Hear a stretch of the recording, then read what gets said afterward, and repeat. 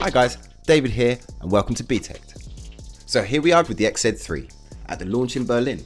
If you want to see my full review of this phone and the other videos coming up where I compare this to the best from Huawei and Samsung and Apple, to name just a few, then hit subscribe and ring that notification bell too. I can't wait to get this phone into the studio. I've got so much video content planned for it already, so feel free to smash that like button and let's get into the video. So it doesn't seem like that long ago when we were eagerly anticipating the XZ2, and actually it wasn't that long ago, because I remember seeing the XZ2 for the first time in February this year at MWC in Barcelona. And yet, here we are at IFA in Berlin at the end of August with the XZ3. So what's this phone all about? Well, clearly in the looks department, it's carrying over that ambient flow design language that the XZ2 introduced to us. But if you look closely, you'll see that the Gorilla Glass 5, which is on the front and the back by the way, has some rather beautiful curves on show here.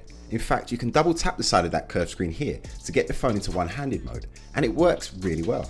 That's a useful feature to have because this 18:9 aspect ratio is a big screen at 6 inches. But that's not all, the screen is OLED. Sony's XZ2 had a superb IPS LCD screen, but the XZ3 with this stunning OLED panel is clearly aiming to take on the world's best. My first impressions here at the launch in Berlin are that it's superb. Sony reckons that we have deeper blacks, which makes perfect sense given that this is an OLED panel. And the overall screen should be more punchy, more vibrant, and frankly amazing for watching back content on. Whether that be YouTube, Netflix, or content that you've captured yourself on this device. Don't forget that the camera here, although it's just a single lens camera on the back, is superb. It's pretty much the same as before with the XZ2, but with some minor enhancements. One of the things I love about Sony phones is their super slow motion capabilities, and there's no doubt that I'll be testing that out in a very big way. Remember, we're sponsored by Direct Mobiles, so we will have, coming up soon, some Sony specials, just like we did a few months ago, where you can go ahead and win a Sony. If you're a subscriber to the channel, you might remember that Nadim from Sarajevo won the Sony Xperia XZ3. Direct Mobiles have over 23 years of award-winning customer service and some amazing deals, so check them out at directmobiles.co.uk. So what else have we got here on the XZ3? Well, we have the same Snapdragon 845 chipset, so it'll be nice and fast. Plus you have 4GB of RAM and 64GB of memory. Importantly, the XZ3 is rocking Android P straight out the box, which is awesome. There's a 3300 mAh battery under the hood. Unsurprisingly, we still have the USB Type-C connector with quick charge. What's also unchanged from the XZ2 is the IP68 water and dust resistance, along with the lack of the 3.5mm headphone jack, that I have to say is a bit of a pity.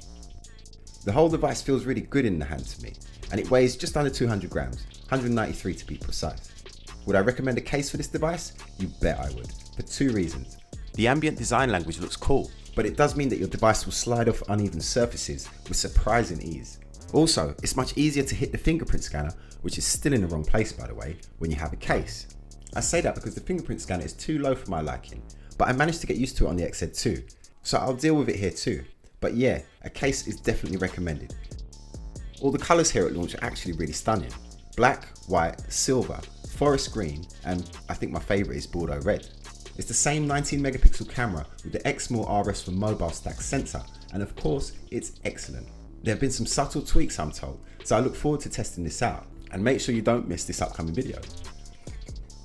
The 25mm f2.0G lens is back too, and you've got all the trickery again, plus HDR photos, 4K HDR movie recording, and so on.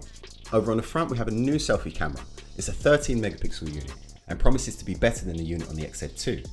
Again, when I get this phone into the studio, we can test that out in more detail. The sound will be great here thanks to the S4 surround sound coming from the stereo speakers, which are tucked into the bezels, if you like your phone to rumble when gaming. Actually, I enjoyed that for gaming on the XZ2, although not for music. 3D Creator is back, and it'll be interesting to see if that's improved at all, although it was very good on the XZ2, but it's kind of take it or leave it. Either you're into that or you're not.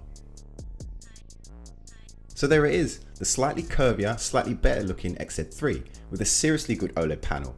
Will this phone be able to compete with the S9 series and the Huawei P20 series and others out there? My first impressions of it? Well, I love it. But have Sony made a mistake by only equipping it with a single lens shooter? Well, stay tuned to Btekt to find out. I'm David Wildman and this is Btekt at IFA 2018 in Berlin, Germany.